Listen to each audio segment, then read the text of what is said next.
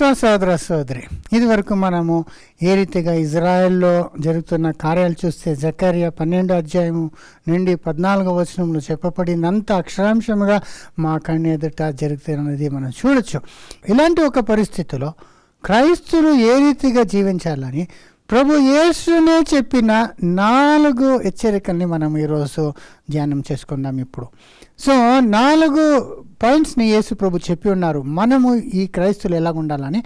దాంట్లో ఇది మత్తయి 24వ అధ్యాయంలో యేసుని అడుగుతారు కదా, నీ రాకడకు లోకాంత్యముకు సూచనలు ఏమని అడిగినప్పుడు ఆయన యుద్ధాలు ఆగేది ఇదంతా లోకంలో జరిగేది చెప్పుకొని వచ్చినప్పుడు అక్కడ ఈ 4 విషయాలు చెప్తారు. ఇది మనము షార్ట్గా ఫాస్ట్గా మనము గమనించుకుందాం. అదేమంటే మొదటోది మత్తయి 24వ అధ్యాయము 4వ వచనం. యేసు వారితో ఇట్లనెను, ఎవడును మిమ్మల్ని మోసపరచకుండా చూచుకొనుడి. అది నంబర్ 1. ఎవడును మిమ్మల్ని మోసపరచుకున్నట్లు చూసుకోండి. అంటే ఇంగ్లీష్లో బీ నాట్ డిసీవ్డ్. అదే పాయింట్ నంబర్ 1. ఎందుకంటే లోక అంత్యంలో ఆయన చెప్పినట్లే అబద్ధ ప్రవక్తులు చాలా జనం మోసం చేసేవాళ్ళు వచ్చి చాలా జనం మోసపోతారండి. అదే అయ్యేది. ఇలాగ యెరూషలేం నాశనం అయినప్పుడు 70వ క్రీస్తు శకంలో ఫస్ట్ యెరూషలేం నాశనం అయినప్పుడు అక్కడ యెరూషలేం ఉన్న వాళ్ళకి అనేక అబద్ధ ప్రవక్తులు వచ్చి దేవుడు యెరూషలేంను కాపాడుతాడు అలాగే ఇలాగని చెప్పి వాళ్ళని మోసం చేస్తారు. లాస్ట్లో అందరూ నాశనం అయిపోయారు. అలాగని ఇప్పుడు కూడా అనేక అబద్ధ బోధకులు వచ్చి ఇంత భయంకరమైన అంత్యకాలంకి దగ్గర వచ్చినప్పటికీ అన్నీ సరిపోతుంది, దేవుడు మిమ్మల్ని ఆశీర్వదిస్తాడు, సమాధానం పుడుతుంది అనేలాగా మోసం చేస్తున్నారండి. ఎంత పెద్ద పెద్ద పాపులర్ ప్రీచర్స్ ఈ అంత్యం అయిపోతూ ఉంది, ఇంకా మీరు నాశనం అయిపోతారని చెప్పకుండా మీరు హ్యాపీగా ఉంటారు, దేవుని మిమ్మల్ని ఆశీర్వదిస్తారు అనేలాగా చెప్తున్నారండి. ఇప్పుడు ఈ న్యూ ఇయర్ సెలబ్రేషన్స్లో ఎంత జనం ఏమేమి చెప్తున్నారో మీకే తెలుసు. ఇంకా హ్యాపీగా ఉంటాము, ఇంకా మీ బిజినెస్ని దేవుడు ఇంకా సమృద్ధి చేస్తాడు, ఇంకా మీకు లాంగ్ లైఫ్ ఇస్తాడు, అలా ఇలాంటి లౌకిక ఆశీర్వాదంని హైలైట్ చేస్తుంటారు. లోకమే అంత్యమవుతోంది, ఇంకా కొంచెం కాలం ఉన్నది. మా జీవితంకి ఉన్న ఈ ఫ్యూ ఇయర్స్లో మనం ఎంత హెచ్చరికగా ఉండాలా, దాన్ని వదిలేసి ఇంకా లౌకిక విషయంలో వాళ్ళు ఆలోచన చేస్తూ ఉంటారు. సోదరి, ఆ లీడర్స్లో అలాగే ఉంటారు. ఈ ప్రాస్పరిటీ గాస్పల్స్లో అనేక పాపులర్ బెనీ హిన్ లాంటి వాళ్ళు $1,000 మీరు ఆ విత్తనాలు ఇవ్వండి, మేము ప్రార్థన చేసి దాన్ని $10,000 చేసేస్తాము. మరి ఇంకొక స్కీమ్ $104 అంటే ఇదంతా వీళ్ళ ఆ బైబుల్ని వీళ్ళు వచనాలంతా యూజ్ చేసుకుని జనాల్ని మోసం చేస్తున్నారు. ప్రాస్పరిటీ అయిపోతారు. ఈ ప్రాస్పరిటీ అవుతారనే ఒక ఇది ఎంత నిజమంటే ఆ ప్రాస్పరిటీ ప్రీచర్స్ మాత్రం ప్రాస్పర్ అవుతా ఉన్నారు బాగా. జనాలు వాళ్ళకి డబ్బులు పంపించి వాళ్ళు చాలా లక్షాధిపతులు కోటిపతులు అయిపోతున్నారు.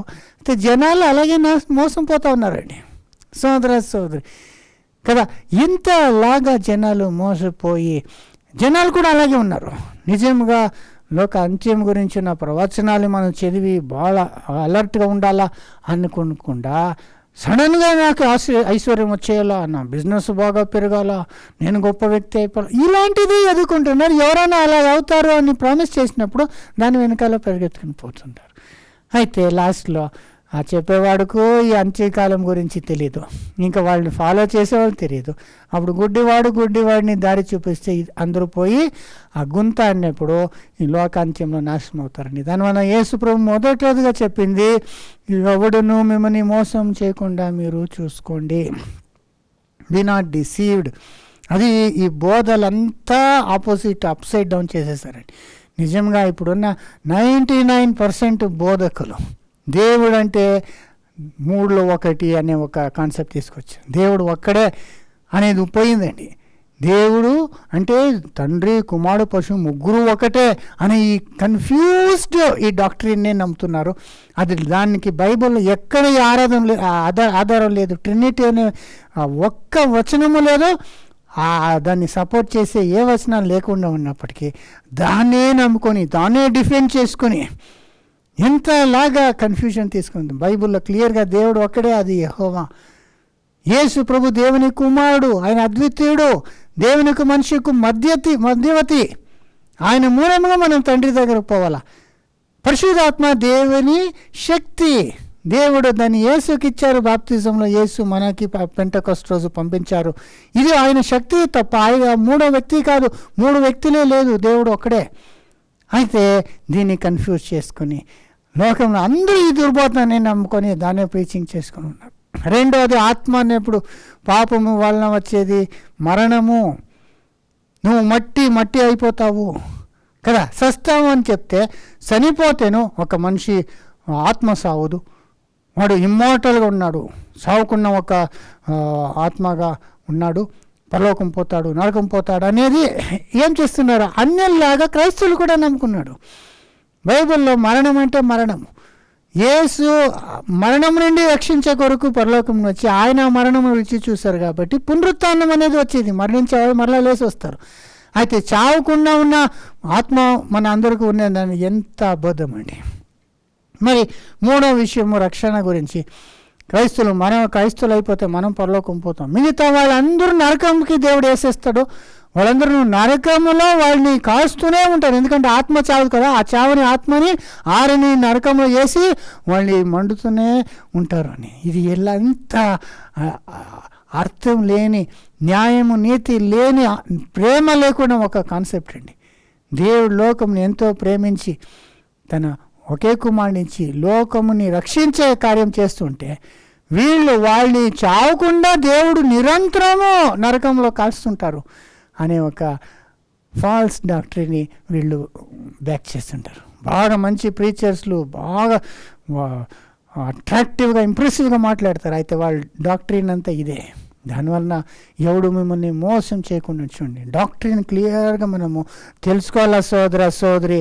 ఆ క్లియర్గా మనం తెలుసుకున్నప్పుడే మనము మోసం పోకుండా ఉండేకే అవుతుంది. దానివలన సోదర సోదరి మొదటది ఎవడు మిమ్మల్ని మోసం చేయకున్నట్లు చూసుకోండి అన్నారు. నెక్స్ట్ 5వ వచనం. అనేకులు నా పేరిట వచ్చి నేనే క్రీస్తునని చెప్పి పలువురిని మోసపరిచెదరు.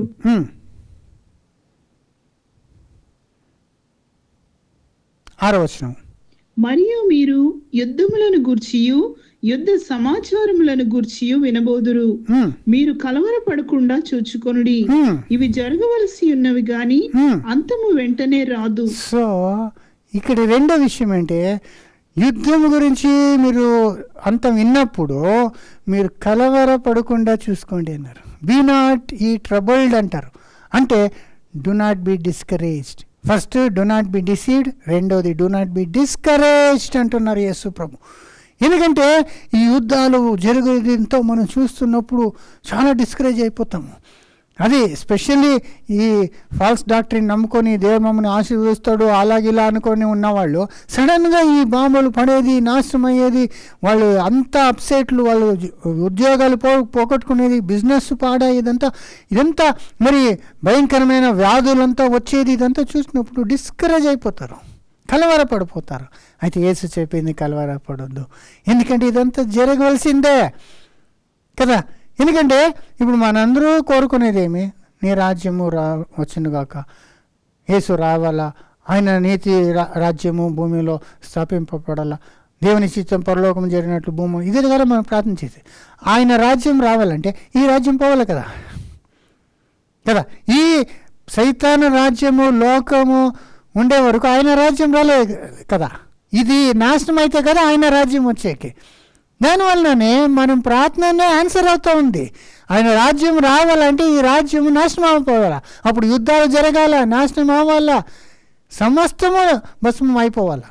దానివల్ల యేసు ఇదంతా నాశనం అవుతుంటేను మీరు కలవరపడకుండా ఉండండి, ఎందుకంటే నేను మీతో లోక అంత్యం వరకు ఉంటానని చెప్పి ఉన్నారు కదా. ఆయన మమ్మల్ని కాపాడతారు. ఈ రీతిగా లోటు కాపాడారు. ఆ ఒక సొదొమ గొమొర్రా నాశనం అయ్యేప్పుడు, నోవాని ఏ రీతిగా లోకమే నాశనమైనప్పుడు ఆయన కాపాడారు లేదా. షడ్రక్ మేషక్ అబేద్నెగోను అగ్ని మధ్యములో నుండి ఏ రీతిగా సంరక్షించాడు. 7 సారి అగ్నిని పెరిగించాడు. అయితే నువ్వు క్యాజువల్గా ఏసీ రూమ్లో నడుచుకొని ఉన్నారు, అగ్నిని వాళ్ళు ఏం చేయలేకపోయింది. అలాగా దేవుడు అన్నీ కాల్చిపోతూ ఉంటాను, లోకమే నాశనం అయితేను మమ్మల్ని కాపాడతాడు. దేవుడు తన నమ్ముకున్న వాళ్ళని నీతివంతుని రక్షించుటకు అనీతివంతుని దండలో తీసుకొచ్చేకు ఆయనకి ఎరుగు ఉంది. అది ఆయనకు తెలుసు. దానివలన మనము యేసు ప్రభు చెప్పిన రెండో విషయం ఏమంటే మనము కలవరపడకూడదు. కరోనా పోయింది, ఇప్పటికే మనకి ఎంత షేక్ అయిపోయింది. ఒక్క వైరస్ వలన అది ఎంటైర్ వరల్డ్ లాక్డౌన్ అయిపోయింది. ఎంత భయంకరమైన కాలం. మళ్ళా అలాంటిది ఇంకా హయ్యర్, ఇంకా మోర్ పవర్ఫుల్ వైరస్లు రావచ్చండి. ఇప్పుడు చైనాలో చెప్తున్నారు HMPV వైరస్ అంట, హ్యూమోమేటా న్యూమో వైరస్ అంట. అది కూడా రెస్పిరేటరీ ట్రాక్ని అటాక్ చేస్తుందంట. ఆ సిమ్టమ్స్ వచ్చి దగ్గు, ఫీవర్ ఇలాగే ఉంటుంది. అయితే దానికి రెమెడీ లేదంట. మరలా ఇది చైనాలో ఆల్రెడీ అన్ని హాస్పిటల్ ఫుల్ అయిపోయిందంట. తైవాన్లో కూడా స్టార్ట్ అయిందంట. ఇది మళ్ళీ అలాగే స్ప్రెడ్ అవి ఏమవుతుందో తెలియదు. ఇంకా ఎక్కువ కూడా రావచ్చు. మరి యుద్ధాల్లో ఈ బయోలాజికల్ వెపన్స్ కూడా యూజ్ చేసి కావాలని దీన్ని స్టార్ట్ చేసే వాళ్ళు కూడా ఉన్నారు. అలా కూడా జరగచ్చు. సో అదంతా జరిగినప్పుడు కలవరపడదు. దేవుడు మాతో ఉన్నాడనేదే రెండో హెచ్చరిక యేసు ఇచ్చేది. మూడవది 24వ అధ్యాయము 35వ వచనం. ఆకాశమును భూమియు గతించును గాని నా మాటలు ఏమాత్రమును గతింపవు. చూసారా, భూమి ఆకాశం గతింపిపోతుంది, నా మాటలు గతింపిపోదంటే నా మాటల పైన మీరు నమ్మకంగా ఉండి. అంటే డూ నాట్ బీ డౌట్ఫుల్. అంటే డౌట్ వచ్చేస్తుంది అనేకలకి. ఏమప్పా అన్నీ నాశనం అవుతుంది, ఇలాగ అయిపోతూ ఉంది, యేసు మమ్మల్ని ఇలాగే వదిలేస్తున్నారే. ఎందుకంటే లోకముకి ఇదంతా వచ్చేప్పుడు మనకు ఎఫెక్ట్ అవుతుంది. ఇలాగ కరోనా వచ్చినప్పుడు అందరూ లాక్డౌన్ అయ్యి ఇళ్లలో ఎంత ఇబ్బంది పడుతుంటే మనము పడుతున్నాం. అయితే మనతో దేవుడు ఉన్నాడు, అంతే కదా డిఫరెన్స్. అదేలాగే అంత్యకాలంలో మనకు అన్ని శ్రమాలు మనం ఫేస్ చేయాల్సిందిగా వస్తుంది. చాలా ఇన్కన్వీనియన్స్గా ఉంటుంది. వాటర్ ప్రాబ్లం ఉంటుంది, ఎలక్ట్రిసిటీ ప్రాబ్లం ఉంటుంది, మనకు వ్యాధులు పట్టవచ్చు. అయితే మనకి ఆ నిరీక్షణ ఉంది. ఇదంతా యేసు ప్రభు మమ్మల్ని వచ్చి కాపాడతారు దీన్ని అని ఆ ఒక హోప్ మనకుంది. దానివలన ఆయన చెప్పిన మాటల్ని మనము స్ట్రాంగ్గా నమ్మాల, డౌట్ చేయకూడదు. భూమి ఆకాశం గతించిపోతేను నా మాటలు గతించిపోను. సో ఆయన మాట నెరవేరుస్తారు. చెప్పాడు కదా, నేను వెళ్ళి స్థలం సిద్ధం చేసి మరలా వచ్చి నేను ఉన్న చోటుకి మిమ్మల్ని తీసుకుపోతాను చెప్పారు కదా. అలాగేలాగా ఆయన వస్తారండి. మరి ఆయన వచ్చేప్పుడు మా ఈ బలహీన ఈ ఒక మృత శరీరం ఒక్క మూమెంట్లో ఏమైపోతుంది, చేంజ్ అయిపోతుంది కదా. మహిమ గల శరీరం ఆయన ఉన్నట్లు మనము ఒక శరీరం ఇస్తారు కదా. మాత్రం కాదు, ఆయన రాజ్యంలో పరిపాలన చేసే పదవి ఇస్తారు కదా. అలా ఉన్నప్పుడు మనకి ఇప్పుడు ఏం జరుగుతుందో భయం లేదండి. కలవరపడకూడదు, సందేహపడకూడదు. ఎందుకంటే ఈ శరీరం పోతే ఏమి, ఇంకా మహిమ శరీరం ఇస్తారు. ఈ మనకి బిజినెస్ పోతే ఏమి, ఈ పదవులు పోతే ఏమి, ఆయన రాజ్యంలో ఆయనతో రాజ్యులుగా మనం వెళ్తాం కదా. ఈ మా గృహాలు పోతే ఏమి, ప్రాపర్టీలు నాశనం అయిపోతాయి ఏమి, ఆయన నిత్య గృహం మనకి వాగ్దానం చేస్తున్నాడు కదా. దానివలన సోదర సోదరి డౌట్ చేయకూడదు. ఎందుకంటే చాలా జనంకి ఎస్పెషల్లీ బైబుల్ స్టూడెంట్స్, ఒక డినామినేషన్ల బ్యాక్గ్రౌండ్లో ఉన్న వాళ్ళకి ఏమైందంటే యేసు వస్తారు అని వాళ్ళు డేట్లు ఫిక్స్ చేసుకుని వచ్చారు. 1843 నుండి విలియం మిల్లర్ కాలం నుండి, ఆ సెవెంత్ డే అడ్వెంటిస్ట్ నుండి వస్తారు అని చెప్పి, మరి రజల్ కాలంలో 1873, 74, 1914 ఇదంతా చెప్పుకొని వచ్చి అప్పుడు ఎంత జరుగుతున్నప్పుడు అసలు ఏమైపోయారో యేసు వచ్చి అయిపోయింది అన్నారు. వస్తారని రాలేదు. అప్పుడు తర్వాత ఏమో వచ్చేసారు, అదృశ్యంగా వచ్చేసారు, ఎవరికి తెలియక వచ్చారు, దొంగలాగా వచ్చారు. చూసారా, ఆల్రెడీ వచ్చేస్తున్నారు. అప్పుడు సరే ఆయన వచ్చేస్తే అప్పుడు తెసలోనిక చెప్పిన క్లియర్గా కొరింథీ చెప్పినప్పుడు ఆయనలో మృతించిన వాళ్ళు లేవాలి కదా, పునరుత్థానం అవ్వాలి కదా. అది కూడా అయిపోయింది. మీకేం తెలుసు, అది చనిపోయిన వాళ్ళు లేచి వెళ్ళిపోయి అదృశ్యంగా అయిపోయింది. సరే, దాని జట్లోనే చెప్పారు, ఇంకా బతుకున్నాం మనము, ఓకే రూపాయలు ఏమవ్వాలా, మార్పు పొంది వాళ్ళతో మనము పోవాలన్నది, మనం ఇంకా ఇక్కడ ఉన్నామని దానికి ఒక ఎక్స్ప్లెనేషన్ ఏమంటే, లేదు ఆయన వచ్చేసారు, చనిపోయిన వాళ్ళు వెళ్ళిపోయారు, ఇప్పుడున్న వాళ్ళు ఒక్కొక్కరు చనిపోయిన తర్వాత చేంజ్ అయిపోయి చేరుకుంటారంట మిగతా వాడిని. అంటే ఒక్కొక్కరు ఇప్పుడు ఎన్ని బైబుల్ స్టూడెంట్స్ వాళ్ళే దేవుని బిడ్డ అనుకుంటారు కదా, వాళ్ళు ఎంతో 1000 మంది ఉన్నారు కదా, ఒక్కొక్కరు వాళ్ళకి వయసు అయినో వ్యాధి పట్టినో ఏమో అయ్యి చనిపోయిన తర్వాత, లాస్ట్ మెంబర్ చనిపోయిన తర్వాత అప్పుడు దేవుని రాజ్యము సంపూర్ణంగా వస్తుందంట. అంటే అది ఒక టైం ఏమైనా ఇవ్వచ్చా? ఎవడు ఎప్పుడు చేస్తాడు చెప్పొచ్చా?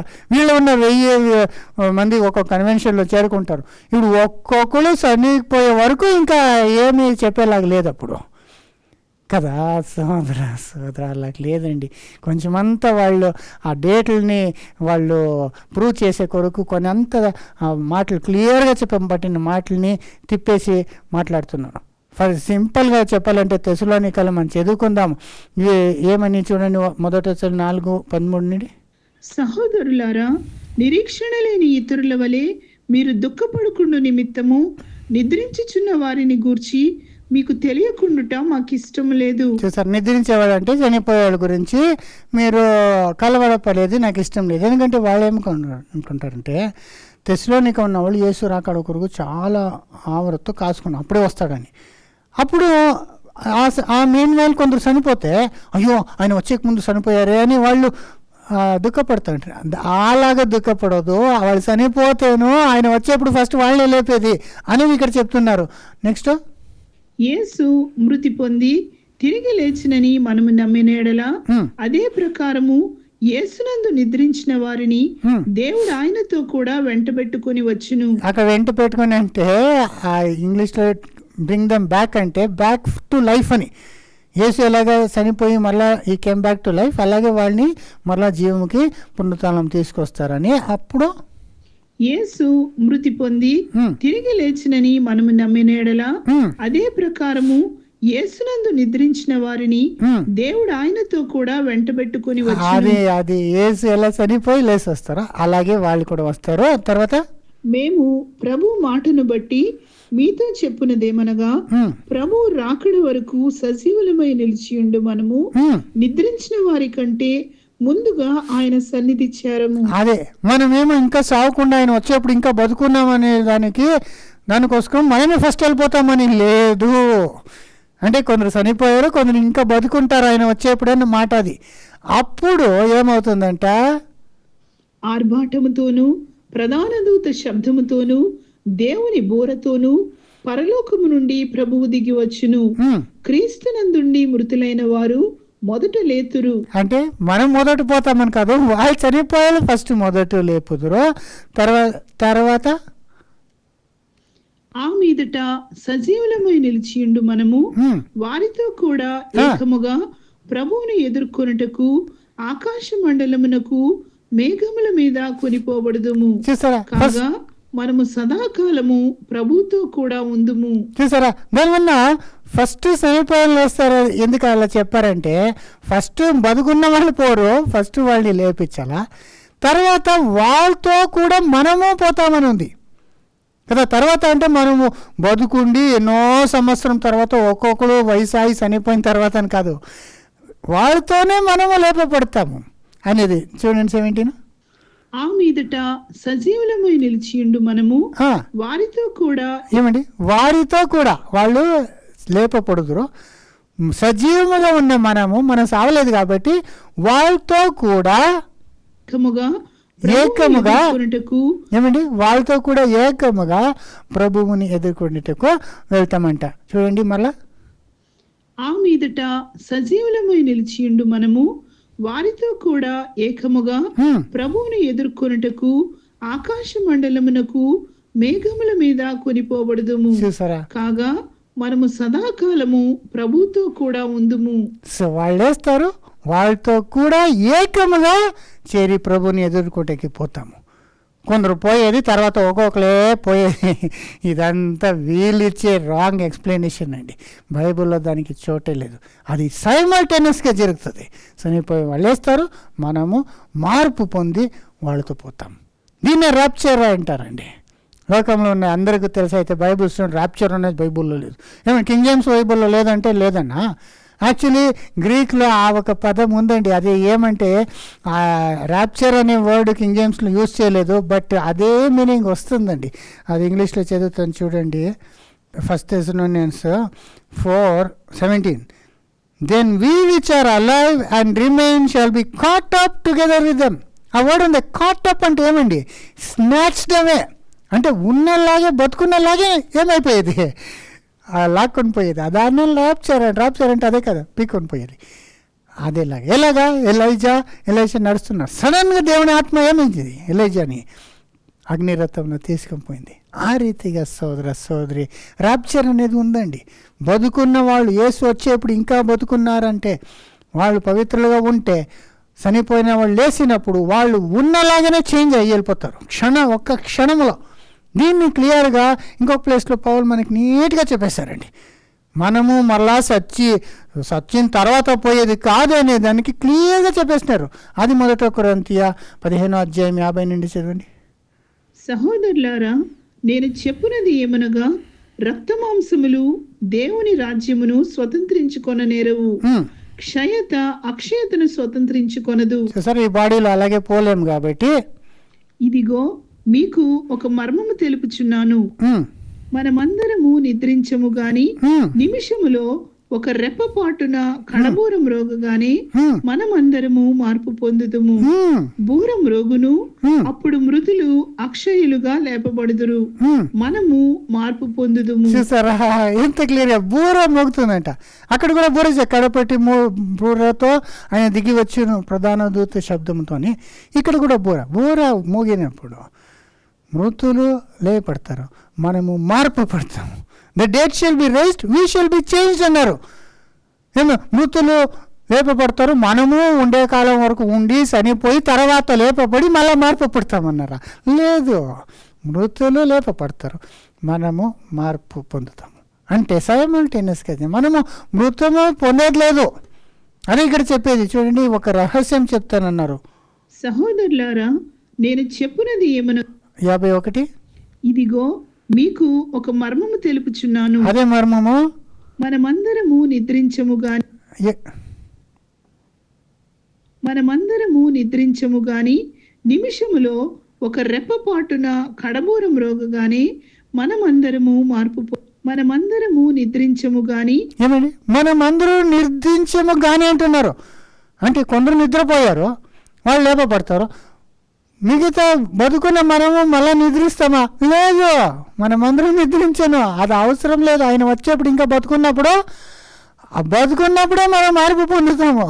ఇంకా చనిపోయి నిద్రకపోయే అవసరమే లేదు కదా. నిద్ర అంటే ఏమండి? మరణమే.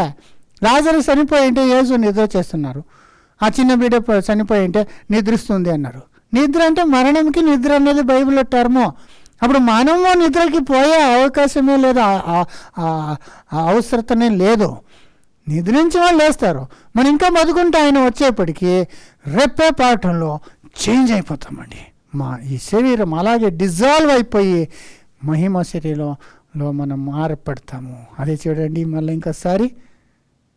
మనమందరము నిద్రించము గాని నిమిషములో ఒక రెప్పపాటున కడబూరం రోగగానే మనమందరము మార్పు పొందుదుము. బూరం రోగును, అప్పుడు మృతులు అక్షయులుగా లేపబడుదురు, మనము మార్పు పొందుదుము.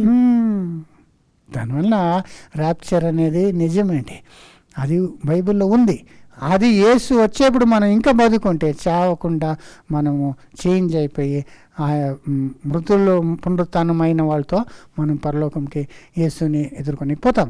దానివల్ల సోదరి ఎవడు ఈ ఒక విషయం నుండి మమ్మల్ని మోసం పడిచి ఈ ఒక నమ్మకం పడిపోయేలాగా మనం చేయకూడదు. దానివల్ల మొదటిది ఎవడు మిమ్మల్ని మోసం చేయకుండా చూడండి.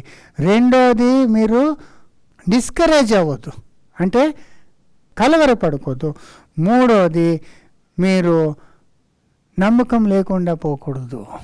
బి నాట్ బి డౌట్ఫుల్, అవిశ్వాసులు అవ్వద్దు. నాలుగోదిగా లాస్ట్లో బి నాట్ డిస్ట్రాక్టెడ్ అంటున్నారు. అంటే డిస్ట్రాక్ట్ అవ్వకూడదు అంటే మీరు మీ దృష్టి మారి వేరే చోటుకి పోకూడదు. దాన్ని మనము 24:42 చూసుకోవచ్చు. మత్తయి 24:42. కావున ఏ దినమున మీ ప్రభువు వచ్చినో మీకు తెలియదు గనుక మెలకువగా ఉండుడి అంటే అర్థం ఏంటి? ఫోకస్గా ఉండండి. ఆయన రాకడ పైన, లోక అంత్యం పైన, మనం దానికి సిద్ధపడే పైన ఫోకస్గా ఉండండి. డైవర్ట్ అయిపోవద్దు వేరే విషయాలకి. లోకముని చూసేది, ఇహలోక కార్యాల్లో మనము టోటల్గా ఇన్వాల్వ్ అయిపోయి మనం డిస్టర్బ్ అయిపోయేది ఈ కార్యాలు చేయకూడదు. సోదర సోదరి, అదే మనకి యేసు ప్రభు చెప్పే మాట ఇక్కడ. ఎందుకంటే చాలా జనము ఈ అంత్యకాలంలో డిస్ట్రాక్ట్ అయిపోతారండి కదా. ఎందుకంటే మన కాలం అలాగుందండి, చాలా టెంప్టేషన్లు, శోధనలు మా ముందునే వస్తుంది. ఇన్ఫ్యాక్ట్ చెప్పాలంటే మా చేతిలోనే ఉంది కదా. ఇప్పుడు ఇంటర్నెట్ వచ్చేసిందండి, చేతిలోనే ఉంటుందండి. మన కొంచెం అలా తిప్పుతూ ఉంటే వస్తూనే ఉంటుందండి. చాలా ఇంట్రెస్టింగ్గా ఉంటుంది. ఇన్ఫ్యాక్ట్ ఆకర్షిస్తూ ఉంటుంది మమ్మల్ని. మా మాంస శరీరంకి చాలా అట్రాక్టివ్గా ఉంటుంది. ఈ లోక జనాల్లో ఉన్న అది మ్యూజిక్ ఉండొచ్చు, చాలా బ్రహ్మాండంగా ఉంటుంది మ్యూజిక్లో అట్రాక్టివ్గా. ఒక మూవీస్ ఉండొచ్చు, ఆ మూవీస్ కూడా చాలా ఖర్చులు చేసి పర్ఫెక్ట్గా తీస్తారు వాళ్ళు. అంటే లోక జనాలకి అది చాలా ఇష్ట ప్రకారంగా ఉంటుంది. మనము పాత మనిషి ఉంది కాబట్టి మనం ఈజీగా అట్రాక్ట్ అయ్యే ఛాన్సెస్ ఉందండి. ఇప్పుడు రీసెంట్గా ఒక మూవీ వచ్చింది కదా, కాంట్రవర్సీ అయిపోయింది. పుష్ప అనే ఒక మూవీ గురించి అందరూ విని ఉంటారు. మనము దాన్ని పేపర్లో చూసి చదివినప్పుడు తెలిసింది. ఒక యాక్టర్ పోయేప్పుడు అక్కడ స్టాంపేడ్ అయిపోయి ఒక తల్లి తొక్క పడింది. మరి వాడి కొడుకు కూడా చావు బతుకులో ఉన్నారని ఎప్పుడు వాళ్ళు ఒక రియాక్షన్, ఇదంతా ఇది కాంట్రవర్సీ అయినప్పుడు మనం తెలుసుకున్నాం. అప్పుడు చూస్తే సమ్ 300-400 crores ఖర్చు పెట్టారంట. 1000 crores టర్న్ ఓవర్ అంటుందండి. అంటే చూడండి, ఏ ఒక రేంజ్లో వాళ్ళు ఖర్చు చేసి ఆ మూవీస్ తీస్తారంటే డెఫినెట్గా అక్కడున్న సాంగ్స్ అయితేను, యాక్టర్లు అయితేను ఫస్ట్ క్లాస్గా చేసి ఉంటారు. అట్రాక్టివ్గా ఉంటుంది మనుషులకి. ఇలాంటి ఒక కార్యాలు సైతాను హయ్యెస్ట్ లెవెల్లో చేస్తూ ఉన్నాడండి. అది ఇప్పుడు ఈజీగా జనాలకి ఎక్కడ జరుగుతుంది? ఫోన్లో జరుగుతుంది. ఇప్పుడు మూవీస్ అనుకోండి, దాంట్లో ఒకరికి స్టోరీలు ఇష్టం, ఒకరికి రొమాన్స్ ఇష్టం, ఇంకొకరికి కొట్లాడుకునేది ఇష్టం, ఇంకొకరికి రౌడీజం ఇష్టం. ఇప్పుడు పుష్ప మూవీలు అదే కదా, అలాంటి గూండాసు క్యారెక్టర్స్నే ఇష్టపడతారండి. సో ఎనీవే ఉన్న వాళ్ళు బెస్ట్ యాక్టర్స్ని పెట్టి, బెస్ట్ మ్యూజిషియన్స్ని పెట్టి వీళ్ళు ఇదంతా తీసేప్పుడు డెఫినెట్లీ ఆకర్షింపబడవచ్చు. అయితే దానిలో మీరు సైడ్ ట్రాక్ అయిపోతే అప్పుడు మన గురి ఏమైపోతుంది? దేవుని రాజ్యము, ఆయన కొరకు, నీతి కొరకు, మమ్మల్ని మన పరిశుద్ధులు చేసుకునే కొరకు, ఆయన కొరకు మనకున్న టాలెంట్ను మనం యూజ్ చేయలే కదా. ఆయన వచ్చి నిలబడినప్పుడు మనం ఎలా ఉండాలండి? ఆ ఒక్క టాలెంట్ ఇచ్చిన వాడు నువ్వు ఇచ్చింది నీకు తీసుకొని అంటే అవుతుందా? నువ్వు ఇచ్చిన దాంట్లో 5 ఇచ్చావు, 10 చేశాను అన్నప్పుడు భలే నాకు మంచి సేవకుడా, నా రాజ్యంలో ప్రవేశించు, నువ్వు 5 నగరం తీసుకున్నారు. ఇంకొకడికి నువ్వు భలే నా సేవకుడా 10 నగరం పైన అధికారం తీసుకున్నారు.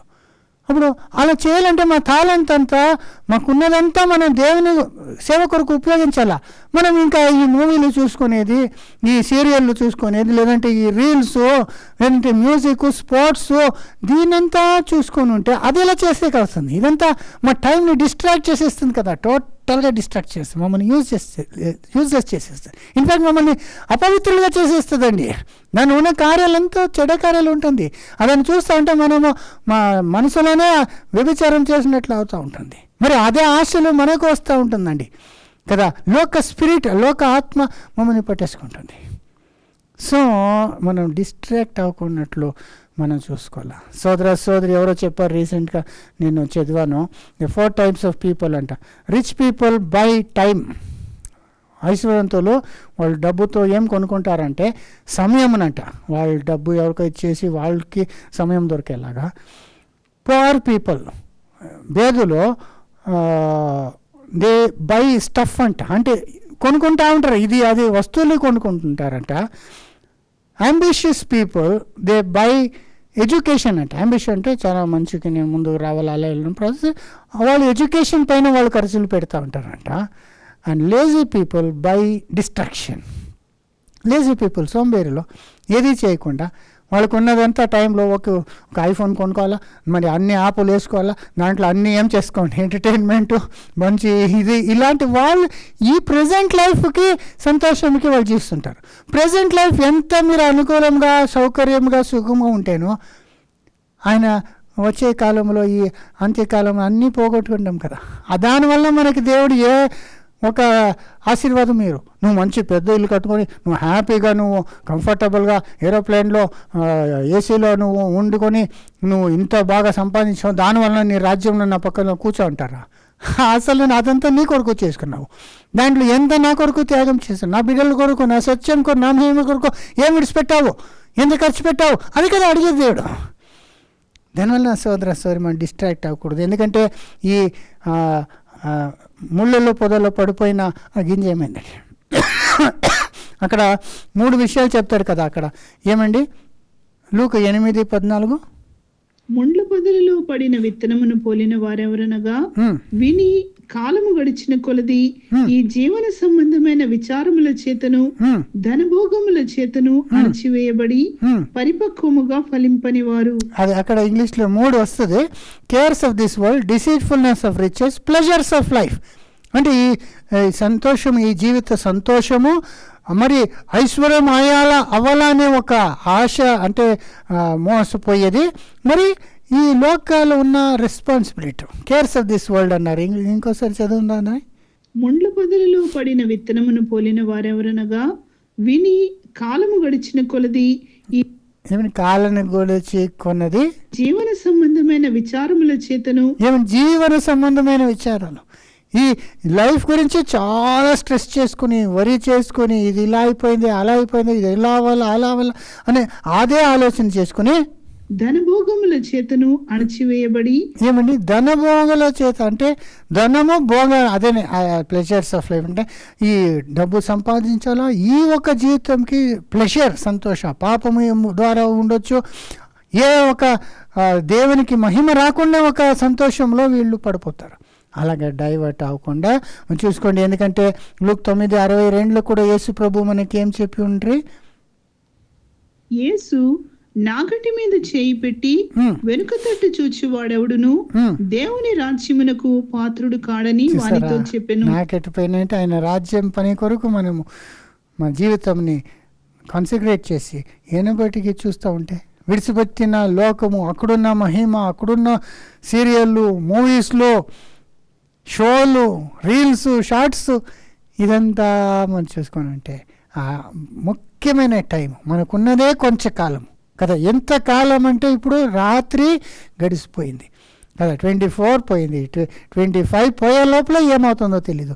ఉన్న ఇంత కొంచెం కాలంని మనం వేస్ట్ చేయకోకుండా, డిస్ట్రాక్ట్ అవ్వకుండా దాన్ని సద్వినియోగం చేసుకుని మనకి పరిశుద్ధత తీసుకొచ్చే కార్యం ఏమి, మన జ్ఞానముని మనం పెరగాల, మనం మోసపోకుండా ఉండాల, మన విశ్వాసం వచ్చే కార్యం, మరి దేవునికి మహిమ వచ్చే కార్యం, ఈ సత్యముకి ప్రచారం చేసే విషయంలో మనం ఏ కార్యం చేస్తున్నాము.